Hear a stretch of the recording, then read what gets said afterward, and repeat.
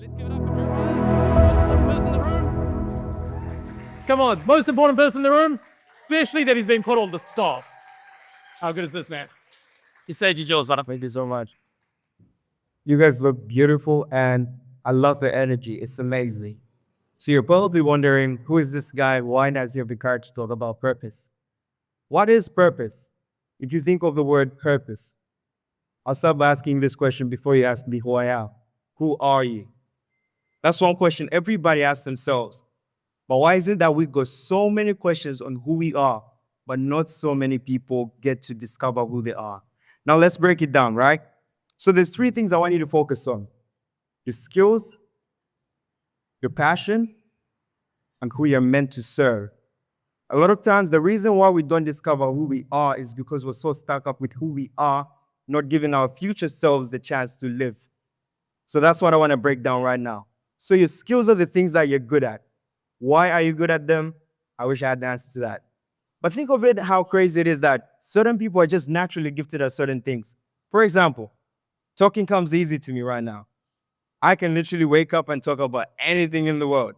But for some people, talking is something that doesn't come natural. Now let's get into your interest, which is something that people call your passion. What are you passionate about? Are you passionate about speaking? Are you passionate about doing meaningful work? Are you passionate about doing things that are crazy? What are you passionate about? Then the third thing is the most important. It's service.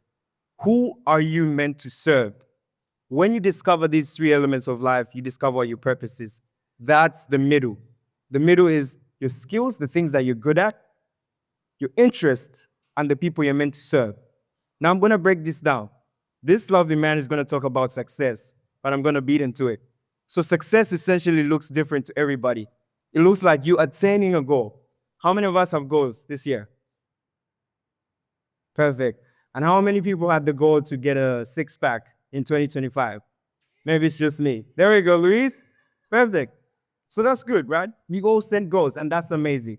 But why people don't achieve success, quote unquote success, is because we don't break it down.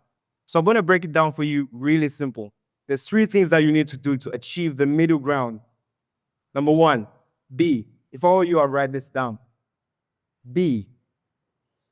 Do and have. Could you guys repeat that with me? Number one. So the first thing that you need to do is become. A lot of times when we set a goal to have something, I want to have a supercar, we rush so much to getting what we want to have, but we forget that there's certain behaviors that we need to possess. So your behaviors are your habits, your lifestyles, the things that make you who you are. Sometimes when we want to get certain things, we rush into doing.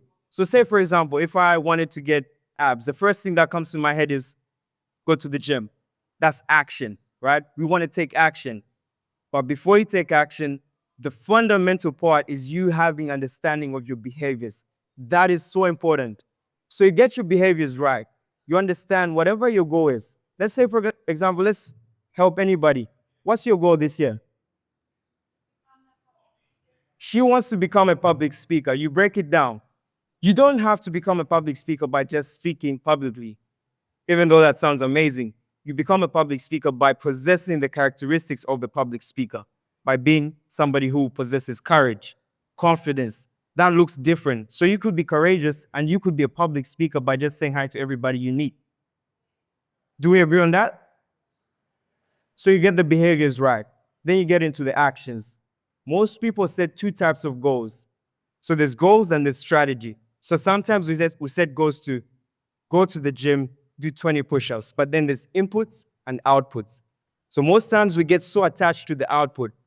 If my goal is to have a six-pack, my goal is to become a public speaker, we need to break down the inputs. And then in that phase of the action, success looks like you doing the things that you said you're going to do, not having the thing that you said you're going to have.